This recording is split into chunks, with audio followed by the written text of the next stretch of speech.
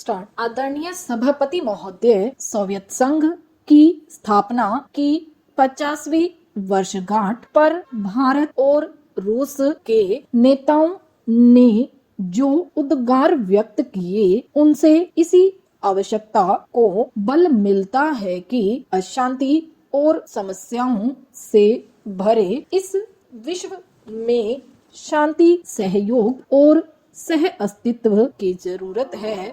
जैसा कि भारत के उपराष्ट्रपति ने कहा, रूस ने क्रांति का एक रास्ता दिखाया। क्रांति के लक्ष्य अभी पूरे नहीं हुए, लेकिन लक्ष्य तक पहुंचने के लिए यह जरूरी नहीं कि हिंसा का ही रास्ता अपनाया जाए। जिस प्रकार ईश्वर तक पहुंचने के लिए धर्म अनेक हैं, उसी प्रकार आर्थिक एवं सामाजिक लक्ष्यों को पूरा करने के लिए अनेक पद्धतियां हैं। प्रत्येक देश अपनी आवश्यकता, संभावना एवं उपलब्ध ज्ञान और परंपरा के अनुसार अपने अनुकूल व्यवस्था का चुनाव करता है। यह भिन्नता झगड़े का कारण भी बन सकती है और सहयोग का स्वस्थ आधार भी प्रस्तुत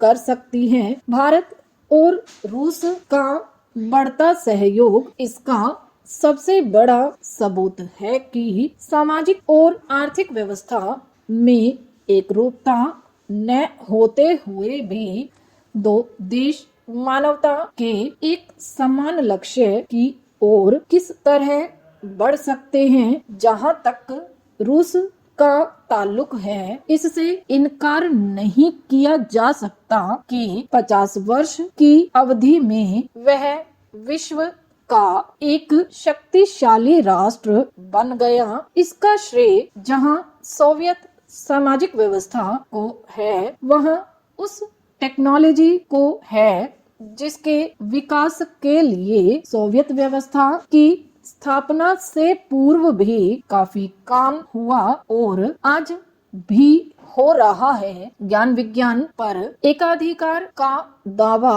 कोई एक देश नहीं कर सकता। यह तो समूची मानवता की धाती है और जाति, वर्ण, धर्म, वाद आदि से ऊपर उठकर उसके सम्मिलित प्रयत्नों का परिणाम है। रूस ने बाहर से बहुत कुछ लिया है और अब वह उसका नैतिक दायित्व है कि ज्ञान के इस पुराने ऋण को अदा करे। रूस अपने इस नैतिक दायित्व को विकासशील देशों की मदद करके निभा रहा है। हालांकि भारत रूस के विचारों से पूरी तरह से सहमत है तथा भारत जानता है कि रूस के आर्थिक तथा सामाजिक सिद्धांत भारत भी अपना सकता है, लेकिन दोनों देशों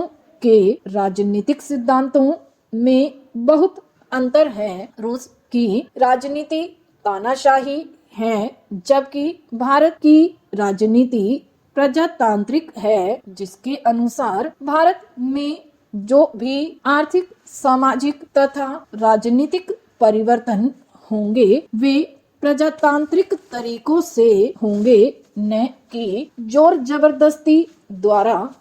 यही वह मुख्य अंतर है जो रूस तथा भारत के राजनीतिक सिद्धांतों को अलग करता है।